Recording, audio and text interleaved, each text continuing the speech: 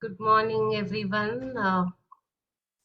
Very happy Sunday morning. Welcome to Dr. Anupama as well. Very excited to be sharing a topic that is very close to our hearts. And yeah, so I would request everyone to stay muted till the end, where we will have a Q&A. And till then, please stay muted. Thank you. So, welcome everyone. I am Rashmi Gopal, and Dr. Anupama is also here. We um, give a little background about ourselves. I actually am an integrative nutrition health coach, um, and I graduated from Institute for Integrative Nutrition, New York, and it's been a wonderful journey helping women, coaching women, mostly in the diet and lifestyle. And I'm very happy to share that I'm being mentored by Dr. Anupama and Dr. Santosh in Ayurveda. And I also help their patients with their diet and lifestyle as well. So, and to give a background about Dr. Anupama, she's an Ayurvedic consultant for more than 22 years. And she has an experience in women's health care, and she's an experienced uh, and an expert in women's healthcare and infertility and female infertility. And she's a gold medalist from Bangalore University, and she's also received Dhanvantari Award for her service to society. Mainly, she's the co-founder of Shrestha Ayurvedic Center, which celebrated its 25th year anniversary in 2022. And Dr. Santosh and Dr. Anupama started this, and it's the top, Ayurvedic family healthcare clinic in Bangalore. I'm sure her wealth of experience and knowledge will benefit all of you who tune in to what she has to share today. And with this, we can begin with the topic for today. We've chosen, hormone health because women's health is a vast ocean. There is so much to share, but hormones are pretty much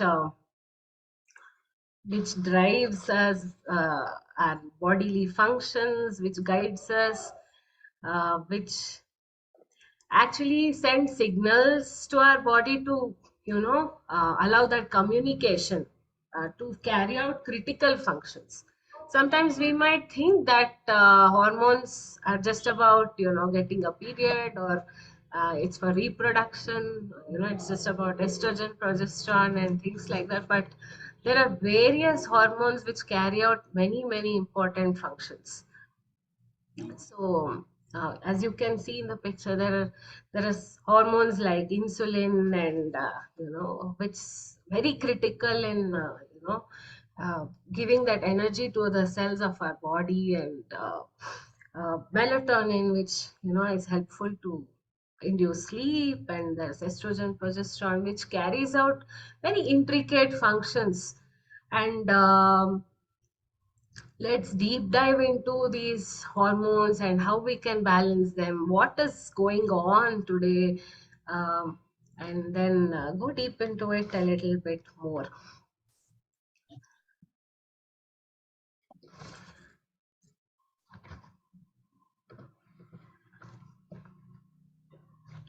So, why there is hormonal imbalance today?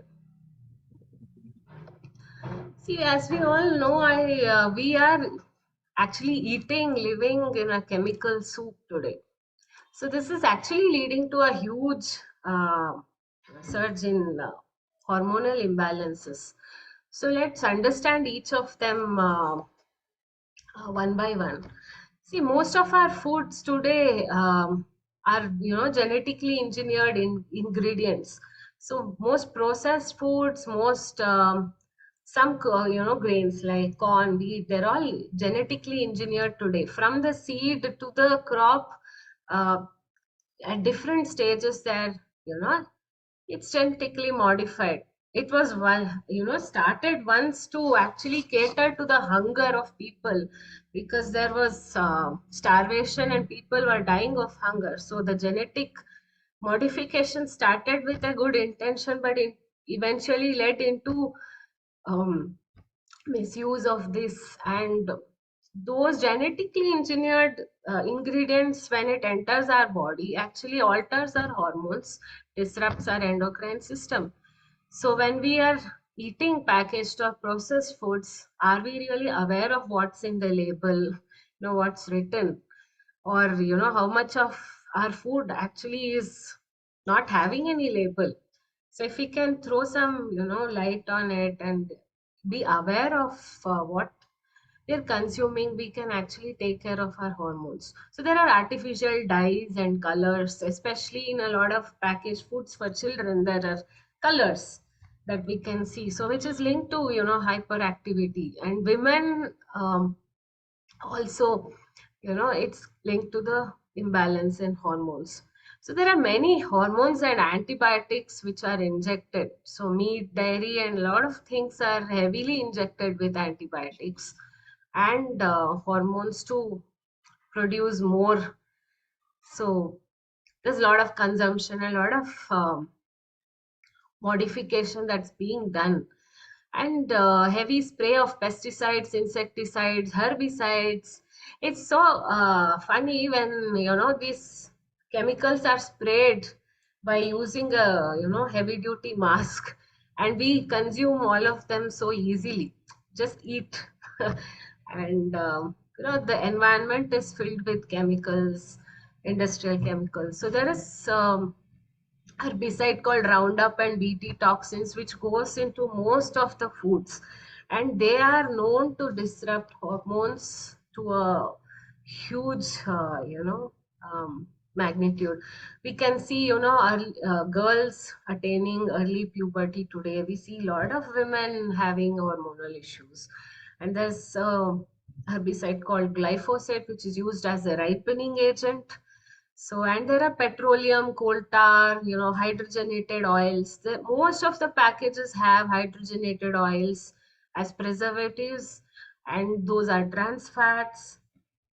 We don't really know what actually goes inside. So, but if we can balance with reducing the amount of processed packaged foods, we can reduce the consumption of these. And there is a very interesting ingredient used in most, addictive packaged foods called MSG. So have you ever noticed, eating a chips, or a fry, or and not being able to stop it till the end, because it actually tricks our brain to crave for more. So they are all there are research agents to taste specialists to bring about these kind of effects on our brain, so that these uh, packages are marketed. And there are a huge hidden sugars in most of the packages, in different names, maltodextrin, cornstarch, and so many hidden sugars. They're also linked to non-alcoholic fatty liver disease, and lot of surge in early pre-diabetes, diabetes, as early as teenagers are seeing these changes.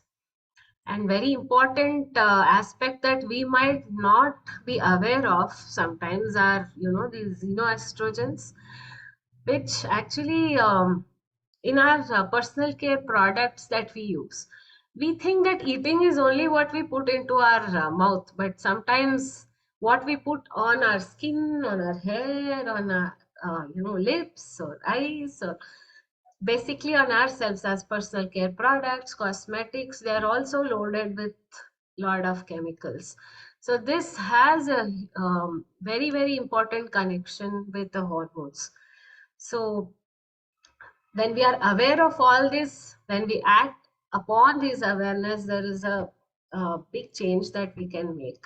So, and if we are cooking, eating in plastics, and BPA phthalates, and we are taking a lot of over-the-counter medicines, pharma drugs, chemicals, a lot of heavy metal contamination, and environmental toxins around, there is again a disruption in the hormones. So let's understand more in detail about what are the common health problems women are facing today. We see a lot of them. PCOS is a very um, big issue that we see, and a lot of menstrual irregularities. There's heavy flow, there is very less flow. Sometimes we think that less flow is easy, but yeah, Dr. Anupama will talk more about menstrual health. So there are many issues that we face today, and it's really on the rise. There is a rise in mental health issues like anxiety and depression. So this is all connected to how we are living our life today and what we are consuming. So let's understand a little bit about our mindsets in general. A lot of women feel that we need to keep up with the agenda of other people. And have you ever felt that you have been on somebody else's schedule or somebody else's agenda, or others are influencing my flow of the day? So, rather than actually going with our natural rhythm, we tend to see ourselves going with the rhythm of others, and we see that our body is giving some signals, and sometimes we just write them off as laziness or not being productive. But please don't ignore these signals, and it's not laziness, and productivity is what we actually decide, because each of us are unique, each of us have a pace, each of us has a rhythm that that suits our body, our individuality. So all these going off our rhythm has a very negative effect on our female hormones for sure. So if you are dealing with chronic fatigue, going against our rhythm may be a big reason. So the mental weight that we put on ourselves also is very draining. Sometimes we're too judgmental about ourselves, we're guilty or shameful about ourselves. So that is actually more draining than the long to-do list we all have to do. So be aware of these signs when they show up. Am I exhausted? Um, am I pushing myself too hard? Because we really ebb and flow when we embrace our innate rhythm, for sure. Because a female body is naturally fine-tuned to fine-tuned to have deep relaxation during certain times of the month, and be productive, have be able to do very productive work during other times of the month. So if we can understand this innate rhythm that we all have, and leverage that time when we are biologically programmed to be productive, and relish those times when we are meant to relax, and take care of our complex, strong yet delicate system that we are designed, that God has designed us. So don't run that race. Um, if somebody is in a pace, understand that each of us are very different. So you're unique, and you decide your pace, your productivity. And emotions and hormones has a very intimate connection. So the connection of our body, mind, and heart is a beautiful system. So this interplay of our physiology, emotions, thoughts, feelings have a deep effect on our health and well-being for sure. Because a lot of times, a lot of chronic illnesses are influenced by these suppressed emotions. We tend to suppress our emotions. Um, a lot of times we don't express. A lot of times we think that we have to be only positive, and we kind of just, the emotions are very deep inside. Sometimes we don't even know what we are feeling because we are actually running on a path. So the suppression of emotions creates an energy that is actually transferred to our cells. And sometimes it rewires the cells, the neurons, and it manifests as a physical symptoms much later on. So we sometimes don't understand. We might see, how did I even get this illness or this condition? So it could, we might be eating well, a lot of things could be going right, but there is a connection of emotion that plays a big role.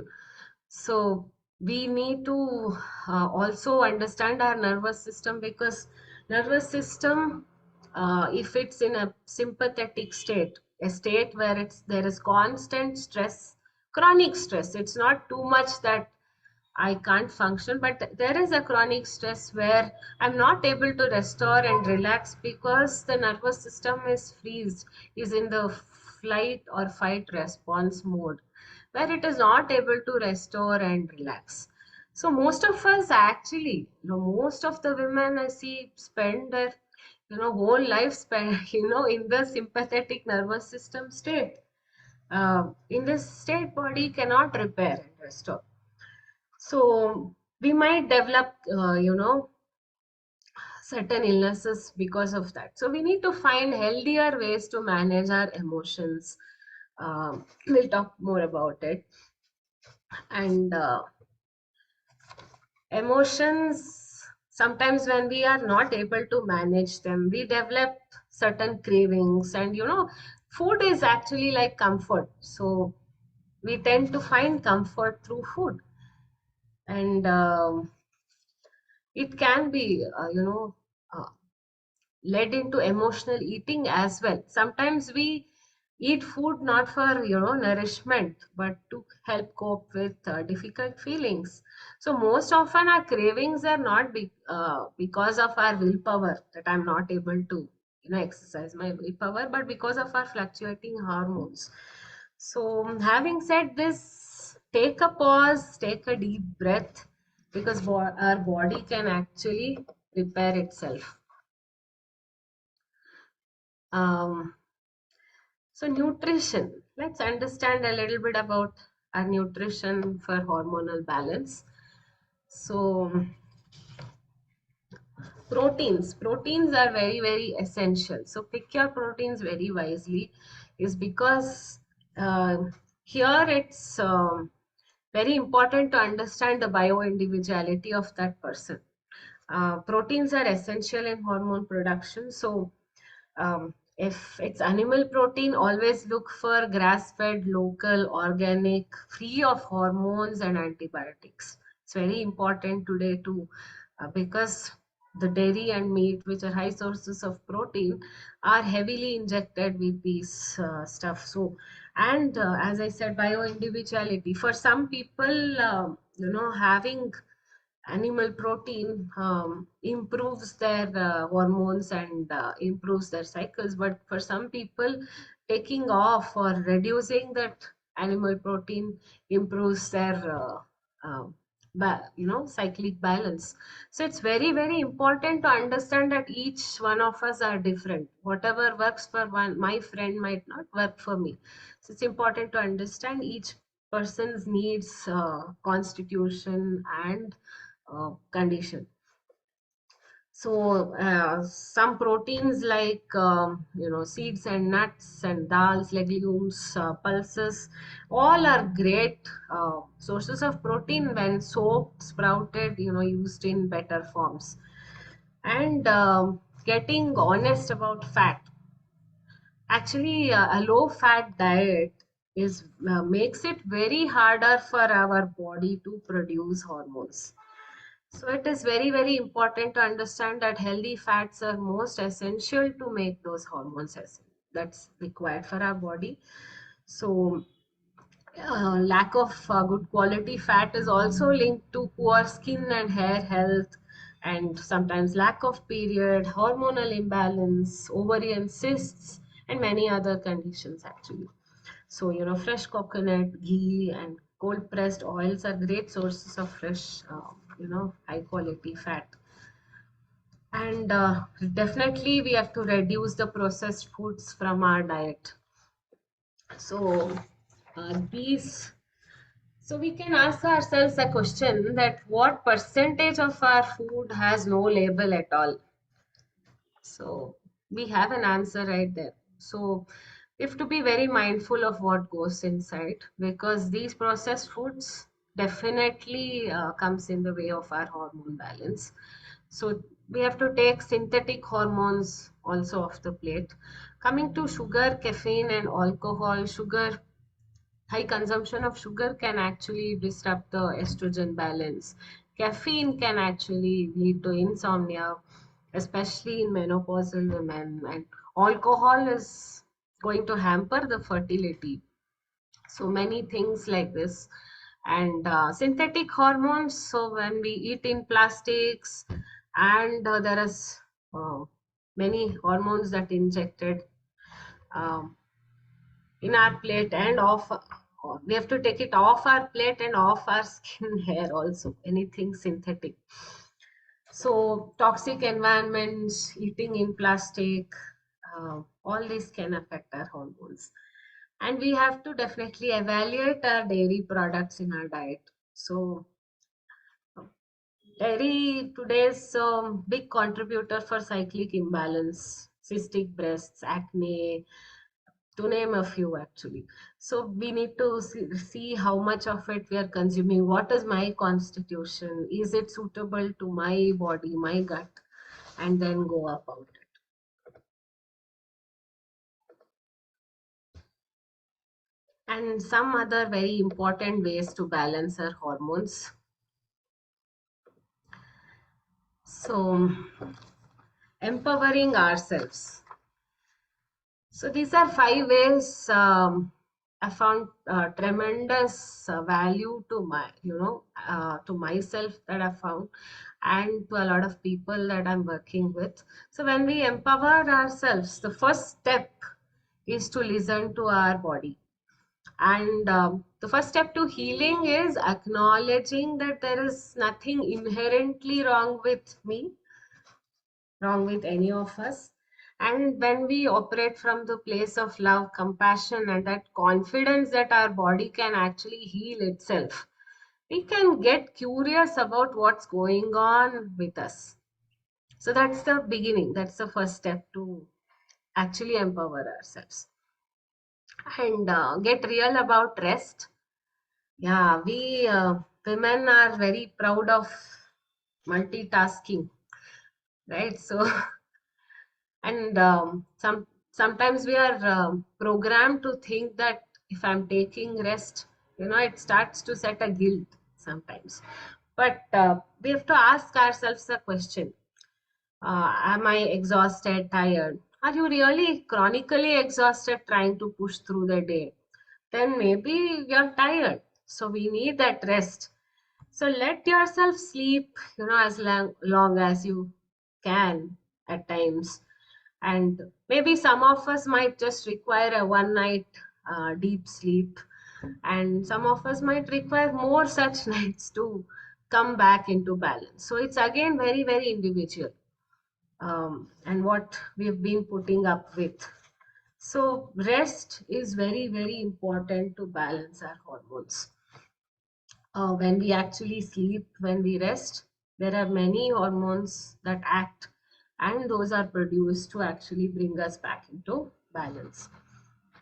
And balancing our nervous system is very, very important.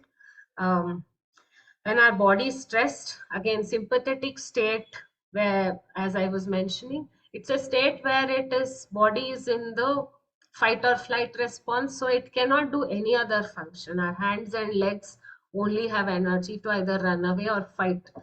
So if body cannot recognize if the stress is real threat, or it is just some chronic stress that's happening through the day, or it could be happening with the because of our environments, because of our daily pressure stressors. So it could be small stresses to big stresses, but our body cannot make out the difference, so it stays in the sympathetic nervous system state.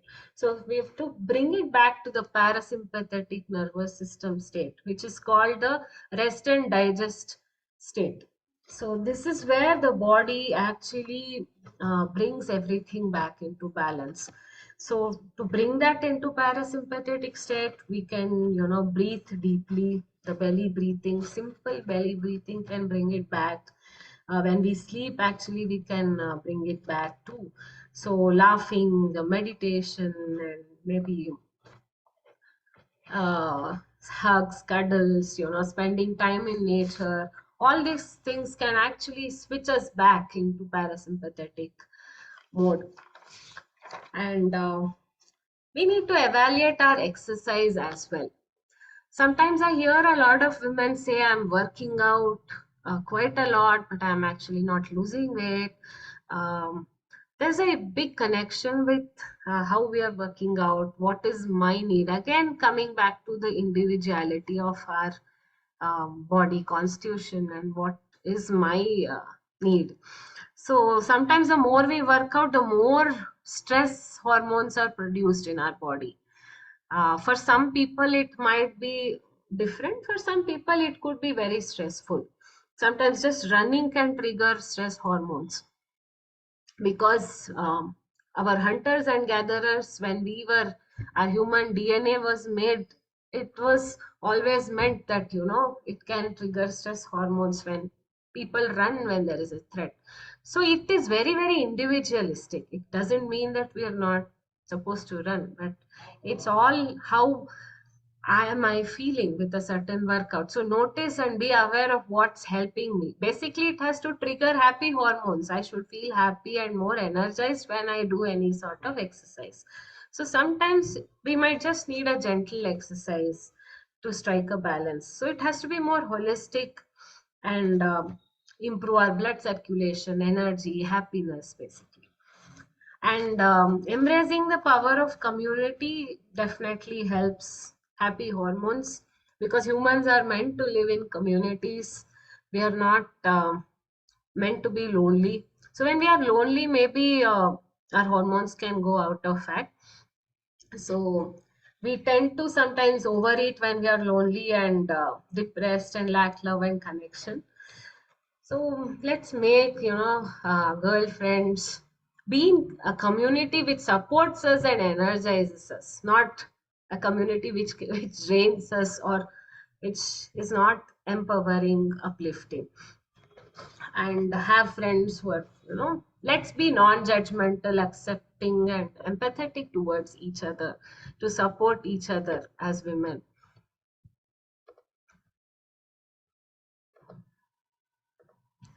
So let's make self-care a big priority, because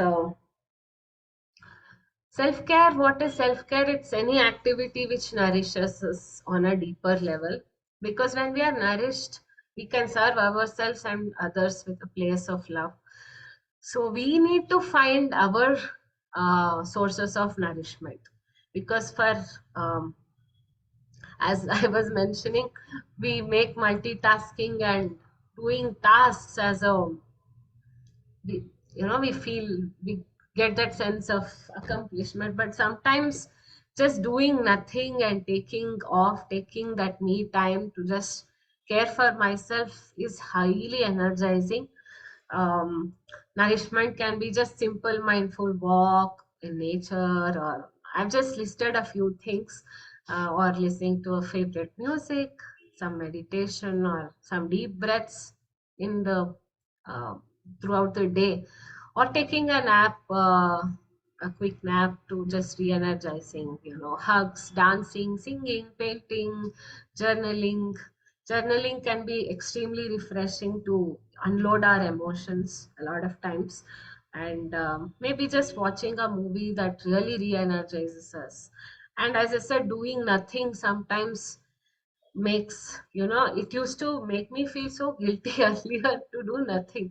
but it is extremely energizing. I found that activity of just doing nothing sometimes very energizing. So it's very important to just focus on ourselves and make ourselves a big priority. And yeah, with this, I am done, and I would like to invite Dr. Anupama to share much more. And I'm eagerly waiting to listen to her. It's going to be very, very helpful. Thank you, Rashmi. After that insightful presentation from Rashmi, it was, I guess, summarizing all of which we women should remember every single day and treat ourselves with more compassion, gently, and more kindly. Um, I would like to present the Ayurvedic perspective. More than perspective, I would rather call it Ayurvedic way. Like you must have heard the saying that Ayurveda is not just a medical science and it's a way of life. We say that because in our books we have plenty of information about how to do certain things or how to do many things we actually do in a certain way. Let's call it guidelines, let's call it a manual. Okay, the best way of doing things. Like you might have heard of Dinacharya, for example. It talks about how and what all things to do in a day, to have lead a healthy and productive life. And the Rutucharya, for example, where we are talking about what to do and what not to do in particular seasons to be in sync with the nature. And then we have Rutumati Charya. Charya basically means action, taking action. What kind of actions? So we have Rutumati Charya, which talks about what is good and what is not so good during periods. And we also have Garbhini Charya, which is like the antenatal care, do's and don'ts for a pregnant woman to have a healthy baby and a safe delivery. And we have Sutika Paricharya, that is a postpartum, post-delivery care. All this is taken care of in our Ayurvedic books. That is why, we can safely say it is a way of life and it's just not a medical science where we are giving off medicines to people. So we're also talking about how to do things in a healthy way so you don't fall sick. Keeping in line with our topic today of hormone health, I chose Rutumati Charya this time to speak about Rutumati Charya. The word Rutumati means any woman who is having menstrual cycle. She's still having a menstrual cycle. She is called a Rutumati. So I'm talking about what is mentioned in our books, what is to be done and what is to be avoided, and how it can be relevant for us and how it can be useful for us in today's life. Next slide, Rashmi. As usual, everything starts with Ahara, Vihara, and Aushadha in that order. Like we discussed in our previous webinar, like Ahara is the first pillar.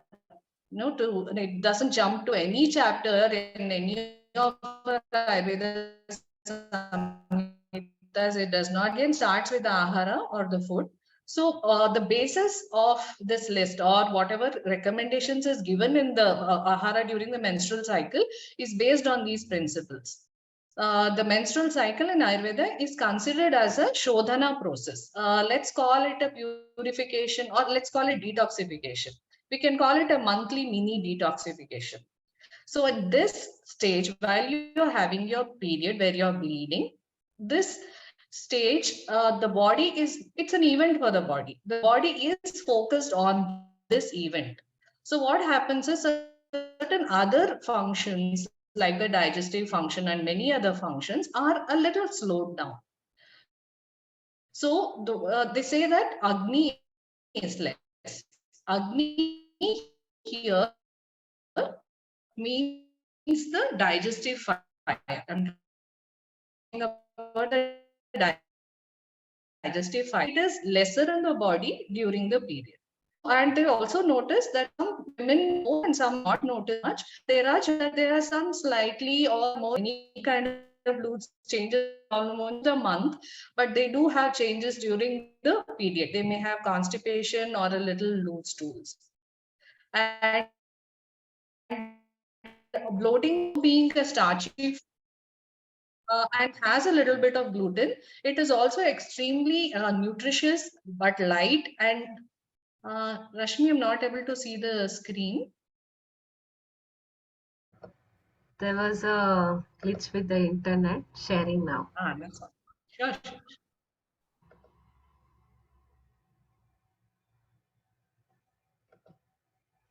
Yeah. Yeah. So, like I was saying, barley, it's called yava in Ayurveda. It is suggested. A very little barley is enough. Actually, you can make a barley ganji like thing, which you can boil and have it with a little jeera powder or salt through the day. It is very nourishing without being heavy. And you can take soups, easy to digest vegetables like ash gourd, rich gourd, bottle gourd, snake gourd, little gourd, green beans, okra. And in greens you can choose malabar spinach, which is very nutritious. Then methi leaves, moringa leaves, dill leaves, green gram, tender coconut water, yelaki bananas. I am talking about only yelaki bananas because they're small and sweet, but they are not sour and heavy. And apples which are sweet in taste, melons, and indirect sugars like fresh or dried dates, gourd vegetables like I mentioned before, and lightly sweetened dark chocolate, cow's ghee, and buttermilk. Buttermilk can be very useful if you're feeling dehydrated or if you are one of those who feel really tired. You can add a little bit of jaljeera powder or jeera powder and little black salt, which will also reduce the bloating feeling, and it will also feel refreshing. But make sure the buttermilk is fresh and it is not sour at all. That's very important. Otherwise, it can be counterproductive. Also, it will be great if you know the source of the milk from which the buttermilk is made. That's the thing with dairy. Please know the source from which it is coming. And the spices which are very useful during the period are jeera, dhania seeds, ajwain, fresh ginger, som for fennel. These you can use generously during your period in your food. And nuts and dry fruits, I would recommend almonds, walnuts, figs, dates, and raisins. But do remember that these are dense foods, nutrient dense foods, and sometimes can be difficult to digest. So, soaking them makes it more digestible, and also have them in small quantity. Like if you compare fruits and dry fruits should be about 1/20th of the quantity or 1/10th of the quantity of the fruit you eat because they are very dense foods. Next slide, Rashmi. Yeah. So, for my patients, I usually recommend some home remedies or something they can make or carry, to have during the period. I thought I will share a couple of them with you today. And first one is a hot one. Anybody who prefers a hot drink can use this. Usually to relieve bloating and acidity during period. Also remember, if you don't realize the bloating, but you have some kind of cramping or some discomfort, mostly it is caused because of the bloating. You may not really realize that when there is cramping. So any kind of food or drink which reduces the bloating in your body helps the cramps as well. So do try this. It's a decoction that is herbs boiled in water, 1 teaspoon of jeera, 2 teaspoon of dhania seeds, and quarter teaspoon of om or the ajwain seeds. You boil it in 200 ml of water, reduce it to 100 ml, and add very little sugar, filter it, cool it, and keep sipping until let it at least be lukewarm. You can even dilute it if you find it too strong after you boil it. Okay, and sugar here is not for the taste. Actually, sugar, because of so much abuse and disabuse of sugar, it has got a really bad name. But sugar has an anti-cramping, anti-colic property. That is the reason we add this in this. So it also makes it pretty refreshing drink to have during a period. You can drink this through the day. You can dilute it and take about 3-4 cups in a day safely. That's not an issue at all. Another drink for people who need something more substantial than a decoction. I know, for the lack of better word, I'm going to call it a smoothie, but it does not have any dairy product at all. It has very good fats, which most of us are lacking because of all this villainization of cholesterol and fats, which has happened in the last few decades. So here, you can soak half teaspoon of chia seeds, even sabja seeds will do, And 4 dates you can soak. You can choose the fresh dates or the Indian dates. The Indian dates have lesser calories, higher iron, and higher fiber actually. You can soak them, and half teaspoon of pumpkin seeds, half teaspoon of melon seeds, 1 teaspoon of flax seeds, or if you're just starting off with flax seeds, start with half teaspoon, 5 almonds, and five black raisins. You soak them overnight. Why I'm saying black raisins is this is a variety which is made from the seeded grapes. Most of the golden color raisins we see, they are the seedless grapes, so they don't have the seed inside and they don't have much fiber. These are called munakan. They're easily available. They're a little longish, and you will feel a little bit of seed in the middle. These raisins are more nutritious. So soak all this in the morning. You just can make the smoothie with water because there is almonds and raisins and dates which give body to the smoothie. And you can also add 1 teaspoon of hemp seed powder. This is a very safe form of protein because though there is so much awareness about how much proteins we need, we are choosing proteins like whey protein or available proteins in the store. We actually don't know how they work and they can be very dangerous sometimes. So this hemp seed is just a plant. It's hemp is a plant. The seed powder has omega 3, 6, and 9, so the good fats are also covered and they're a good source of protein. Most often, the protein thing is because problems with protein is because we are not looking at gut health. We are taking proteins, but we are not sure whether we are digesting it at all. That may be leading to more bloating and all that. So before you jump into any kind of protein wagon, make sure your gut health is good and try one protein after another. Don't try multiple ones at the same time. Then you will not realize what is not working for you. Okay. And the same goes for dairy as well, like Rashmi was saying.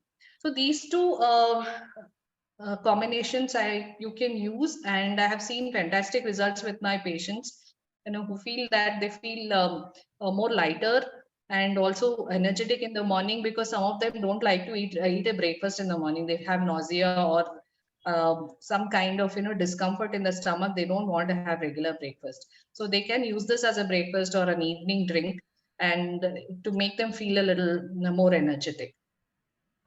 Next slide, Rashmi. Okay, so this time I thought I will talk about what you can take before saying don't take this and don't take that. We Ayurvedic doctors are pretty famous for that. So what is mentioned in the books is the Katu, Lavana, and Tikshna foods.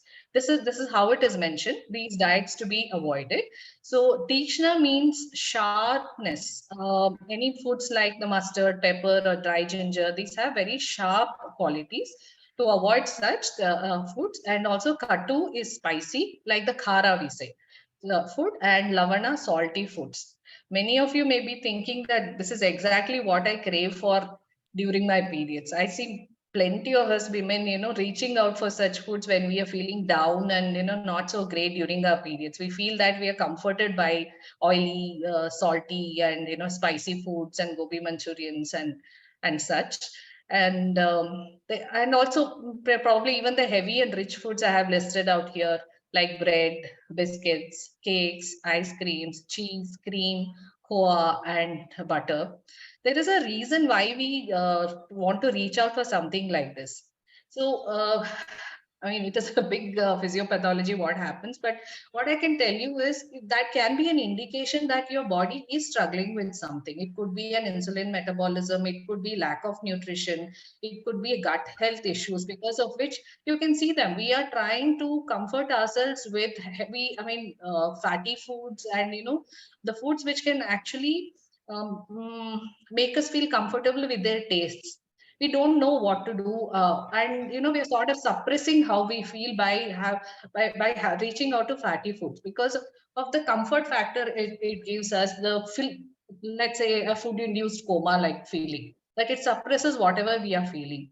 Most often it is very difficult to address this during the menstrual cycle, but I want you all to remember that this is an indication that something needs to be addressed. Why feeling the craving is not a natural thing or a normal thing, though many of us feel and it is so normalized, it does not mean it's a natural thing. It just means that I need to look into it. I need to address this. I'll speak about it a little more in the further slides. Other foods like the potato, white chana, rajma, pickles, tamarind, salty foods like chips, deep fried foods, curd, mango, jackfruit, salads also, but lightly grilled salad is okay. Aerated drinks, maida, high fat foods, canned juices, alcohol, caffeine. In nuts, avoid the cashew and pista, mango, and oh, I have repeated mango and jackfruit. So just to give you an idea that heavy to digest foods also, for example, many of us must have experienced more gasiness when we take potato, white chana, or rajma. So they are a burden on your digestive system. Like I said, because the agni is already low during your periods. So it is better to avoid all this. So not burden your body, and your discomfort may increase because of that. Next slide, Ashmi. Okay, after ahara always comes the vihara or the lifestyle changes. So the first thing which is mentioned is rest. I'm sure some of us are, rolling our eyes and saying what rest, because every the period days are also they have the same demands on you as the rest of the day. I know it has been normalized for us to go on with the period days just like other days and be as productive, running around and multitasking and all of it. But I do want to reiterate that though it is normalized, it is not normal. The body needs rest at that time. Rest is not exactly like, I'm not talking about okay, we'll go and lie down and not do anything. That's not the kind of rest we are talking about. Whatever is practical for us, just that awareness, this time of the day of the month, I would focus on resting myself more mentally and physically. That itself can bring us to taking better decisions if it is possible. Sometimes there's so many things not under our control. I totally agree with that. But that awareness that let me not plan something which is too intense on those days. If it's possible, let me, change my travel dates so that it does not fall during my period dates.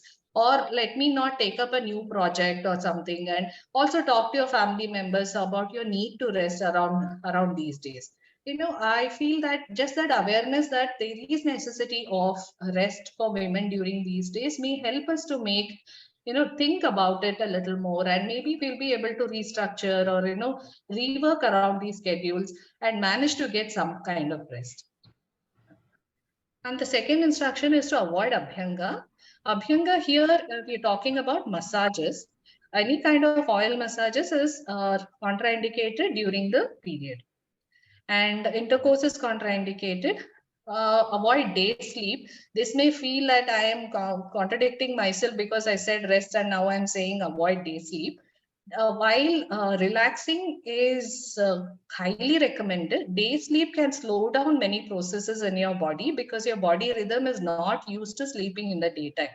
So it can disrupt your digestion. It can also disrupt your sleep in the night. So avoiding day sleep is better. And take care of emotional health. Like I was saying before, anything which can disturb you or could be triggering for you, if it is under your control, do not plan those things around your cycle, during your cycle. Better plan light work or projects and get more silent time. Too much talking, listening can increase vata dosha and tire the senses. Planning a get together or being on the phone for a long time, if it can be helped, the silent time, like Rashmi was saying, staying in the parasympathetic mode will help during the periods than being very active. Even if it is a friendly chat or something, if it goes on for a long time, it can still be very tiring. And avoid multitasking. Make sure that you remember that these days are different from the other days. There is no real need to ignore that something is happening and all days are same. It is not a natural rhythm to think like it does not exist. We need to actually acknowledge it and embrace it and see how you feel and what is that specific need which needs to be met at those times, and accordingly plan your day around these days. Next slide, Rashmi. Okay. There is a lot of debate about exercise during the period. I have spoken to many fitness experts. Everybody seems to have different kinds of opinion about it. And I have also read in many Instagram and other social media pages where some people say it is very beneficial to be working out, and the period days are the same days. So if you can definitely work out and all that. But from the Ayurveda Samhitas completely prohibit exercise during the period, but also during other parts of the cycle where it highly recommends exercise. It, the caveat is that unless you are an athlete or you depend on your fitness for your job or your profession, the anybody who wants to exercise should work out at Ardha Shakti. It's called Ardha Shakti Vyayama. So if your energy is, let's say, is 100%, you spend 50% of that energy only on exercise. Otherwise, you are taking out the resources given to you, the body is producing for you for doing other things. Okay, then there will be increased demand and limited resources, and everything else will suffer. So, like Rashmi was saying, it is very highly individualized. Anytime you plan, even if it is with your fitness planner, tell them about how you feel after a certain duration of exercise or certain intensity of exercise, and also see how it affects your period. In about 3 cycles, you will understand whether this fitness routine is suiting me or not, because the negative or the positive impact will be seen in those menstrual cycles, in those the times when you have started any kind of new exercise, or increasing intensity of the exercise. So be very mindful. But exercise other than maybe a stroll or mild walking, is not recommended in Ayurveda. But it highly recommends exercise during other parts of the cycle, which will help in reducing pain and discomfort during period. You can choose yoga, pranayama, movement with music. This again, let me say, this is not during the period, this is during the other parts of the month.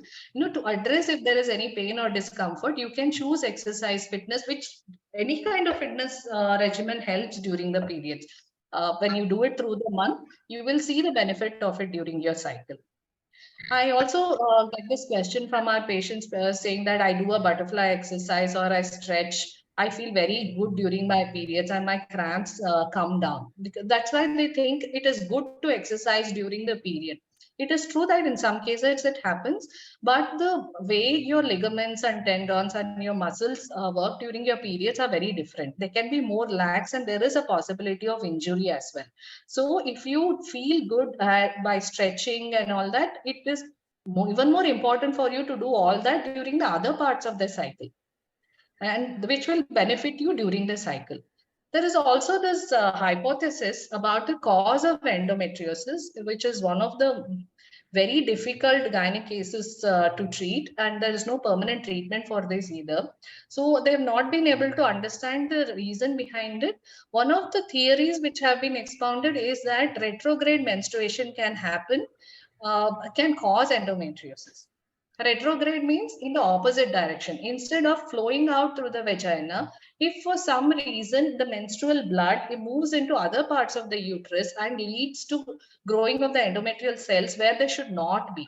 So exercise can be one of those reasons which can push the menstrual blood in other places. This is not a completely proven theory, but it is a hypothesis which supports the Ayurvedic recommendation of not exercising, at least not the heavy exercise during cycles. But you can go on light walks or strolls, which gives you the calmness, and it's also to exercise a little bit of silence and practicing belly breathing. All that can be done as exercise during the period. Next slide, Rashmi. Okay, I wanted to share a couple of self-care tips. So self-care, when I and Rashmi are talking about, it's not the commercial self-care, which is always talking about parlor visits and spa stuff and all that. They are things which are done to you. I mean, which is not a bad thing at all.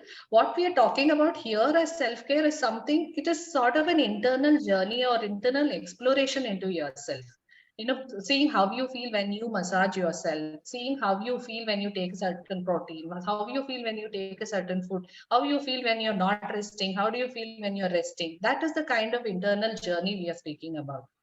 So this one, please note that this castor oil pack should not be done during periods, but can be done on any other day or during the month.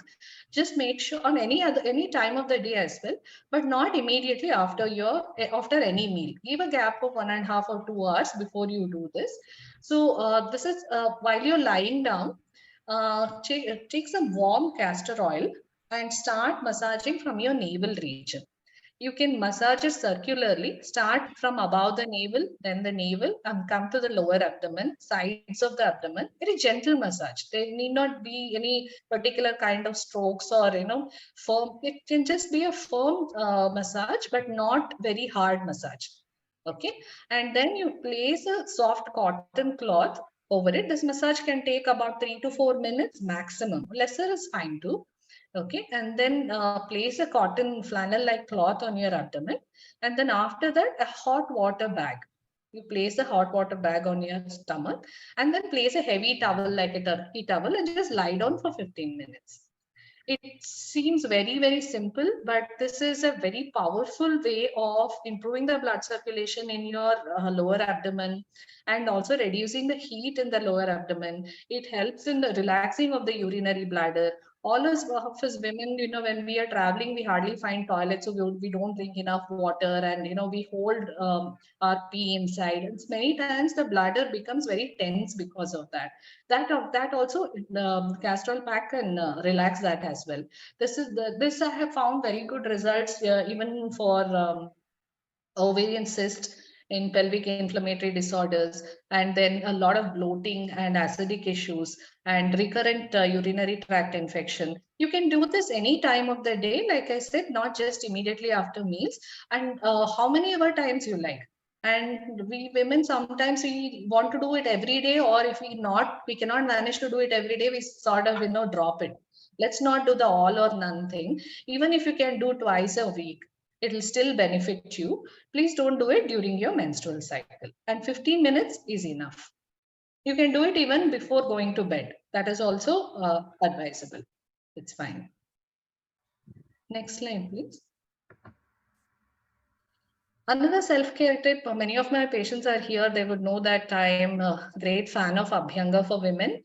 Here I am suggesting Abhyanga, which is a self-massage. That is the mode of Abhyanga I'm talking about right now, because this is more practical if you do it on your own rather than getting an Abhyanga, which may not be very feasible through the week or the month. Even getting it once a month may not be a very feasible thing. So doing it yourself, it also increases your awareness of yourself. When you touch yourself, the touch therapy itself can be very calming and soothing. So it is a kind of self-care. Even the touch is a kind of self-care, and it can increase more compassion and kindness towards yourself. So and Dhanvantara Tailam is the oil for all the women according to Ayurveda of any age. It is very suitable for them. Try and aim for full body massage once a week if possible, and you can just soak it for, if you have the time, maybe about 15-20 minutes, or even if you do it for 5 minutes and then take a hot water bath, it will certainly be very beneficial. These Thailand, Dhanvantara Thailand, absolutely does not have any preservatives or additives or any kind of perfume, nothing. It does not even have menthol, nothing. So it's very safe on your skin as well. And they're highly absorbable into your skin. They can get into the blood circulation and cause positive changes in your joints. So try and do a full body once a week if possible. And another method can be a Pada Bhyanga, massaging your feet. You can use lavender oil. Again, you can use dhanvantaram oil as well. Since if you want to do it at bedtime and you don't want your feet to get oily, you can use an essential oil like lavender oil, which can be very useful in improving the quality of your sleep. And I have a concept called mini abhyanga, because I do know women are really stressed for time, and I feel that we have to think of the self-care tips which are doable. So this is something which you can try. This is the mini abhyanga where you're not doing a full abhyanga, but you're going to start with the neck, apply oil from the neck, and all these areas you can use a circular movement of your hands to massage. Then you can do your shoulders, then you can massage your elbows and wrists, and then come to your lower back, lower abdomen, then knees, and then ankle. It will hardly take 5 minutes. By the time you are ready to shower, you can apply the oil, and by the time the water is hot, this should be enough. If you can manage this 2 to 3 times a day, it feels like a very oversimplistic method, but it can have far-reaching positive impact in many, many ways. And Dhanvantaram Thailam is indicated for women in every kind of hormone imbalance. Like I said, please don't do any abhyanga during your period. This is a self-care tip to do it on the other days other than the period days. Next slide, please.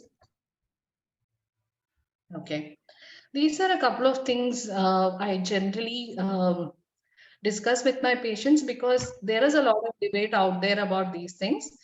I highly recommend avoiding commercial or vaginal or intimate wash for daily use.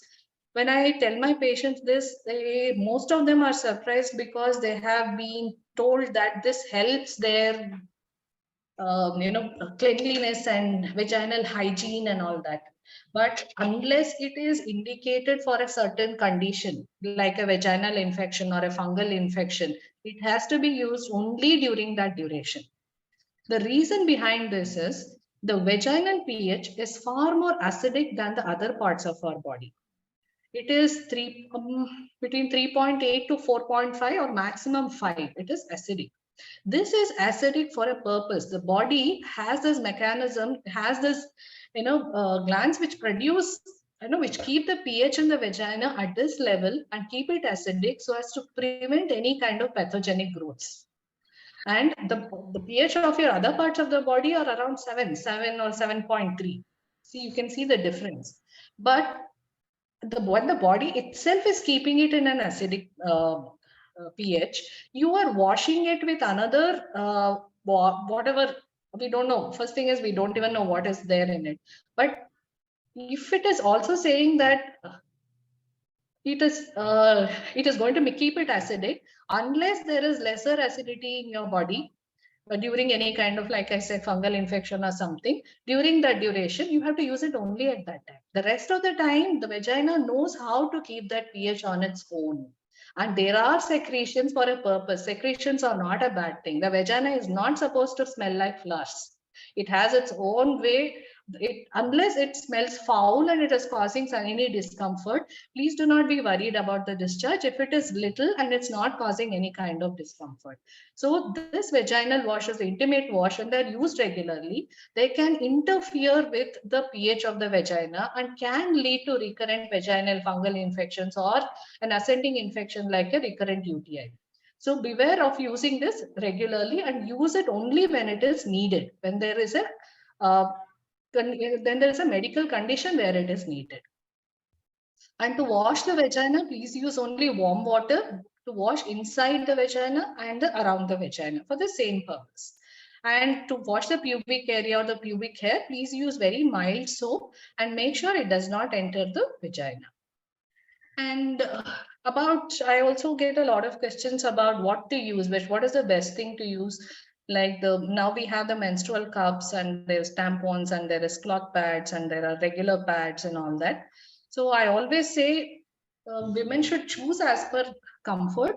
Of course, pads, the cloth pads, nowadays we are getting better options. I do think there's a lot to be done on that because working women find it hard to use cloth pads sometimes. And I do see a lot of work being done on this now to make it more convenient. And about the menstrual cup also, there is a lot said about how it is more eco-friendly. So all women should shift to that. But I have also seen some women not being able to adjust to menstrual cups. And there are many of my Ayurveda colleagues who think that Ayurveda does not support menstrual cup because it is stopping the flow of vata. That is the downward flow, which is stopping it, which can cause problems.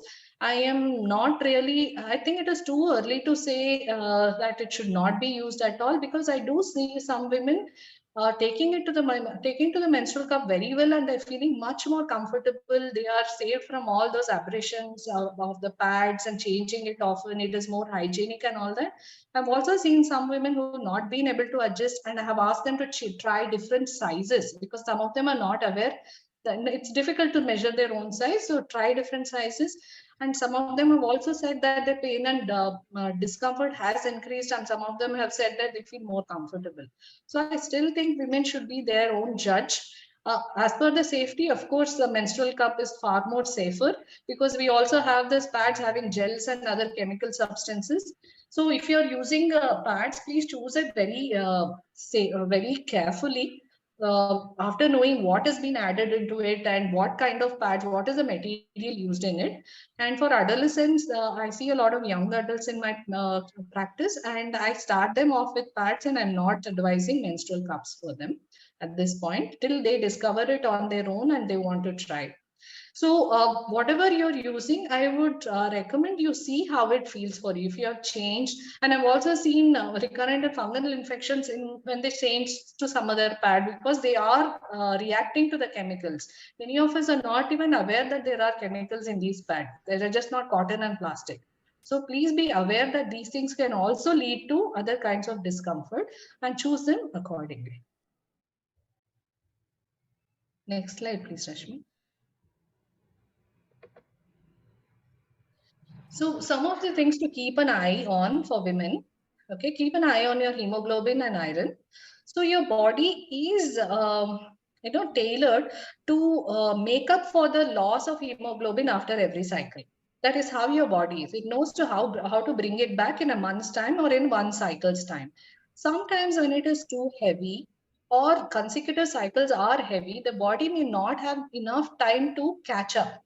So keep an eye on the kind of bleeding you have, or if you've been anemic before because of heavy bleeding, or during your pregnancy, or during menopausal bleeding, or any such events, keep an eye on your iron profile and hemoglobin.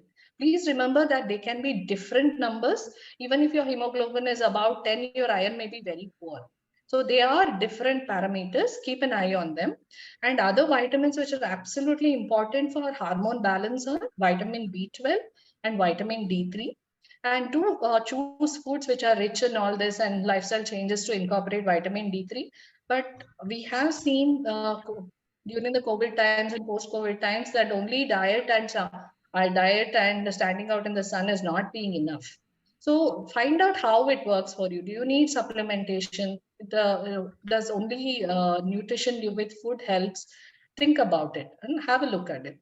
And like Rashmi was saying, protein choices and calcium, and keep an eye on your thyroid and blood glucose, because these are the factors which can directly affect your menstrual cycle.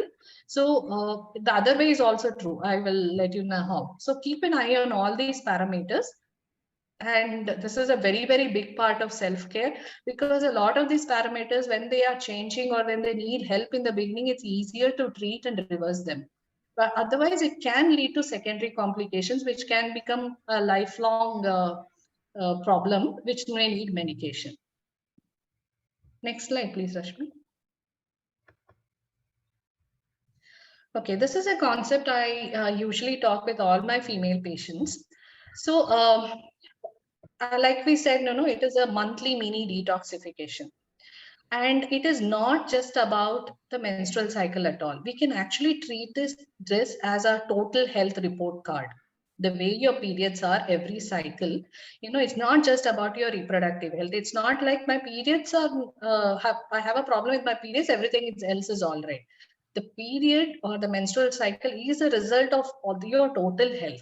So it goes on to say that what you see in your period can also indicate many other things which may need help in your total health. So it's like I'm saying here, not just a mirror of your reproductive health, but also total health.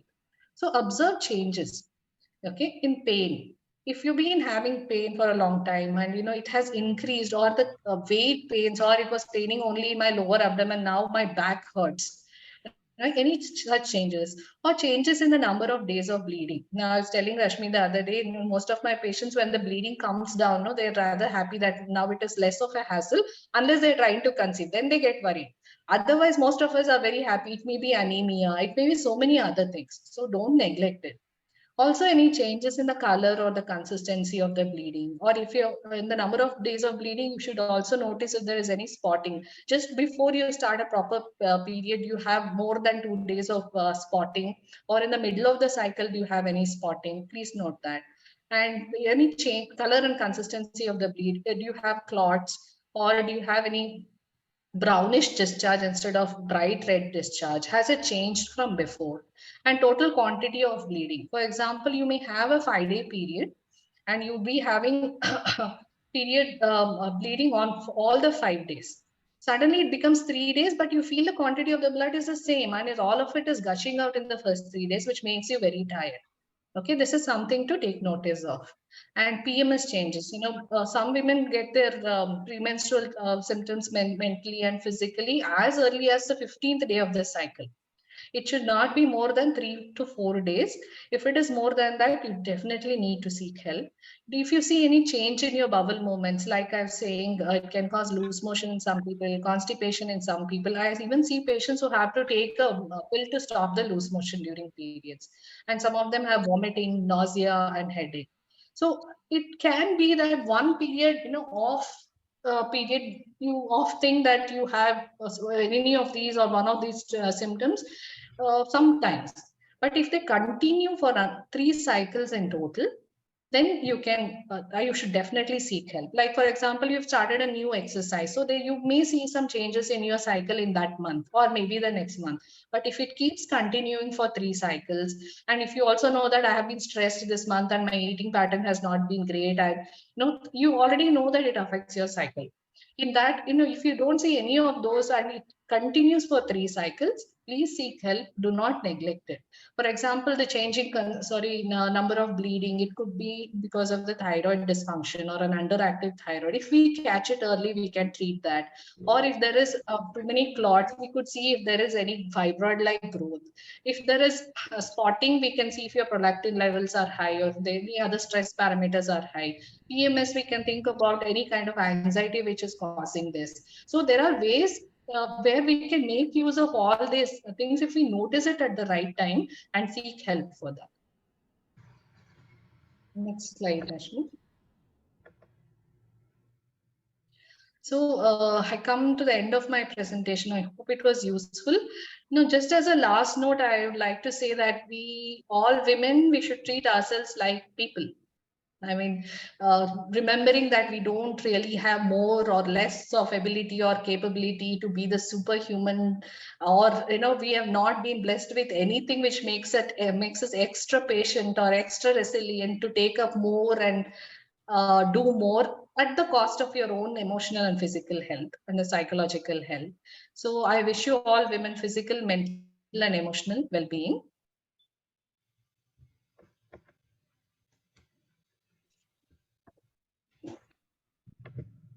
Should we invite some questions?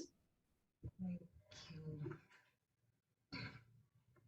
Yeah, we've exceeded our time limit. Yes. If anyone wants to ask any questions, please free to ask now. Can they unmute and ask now?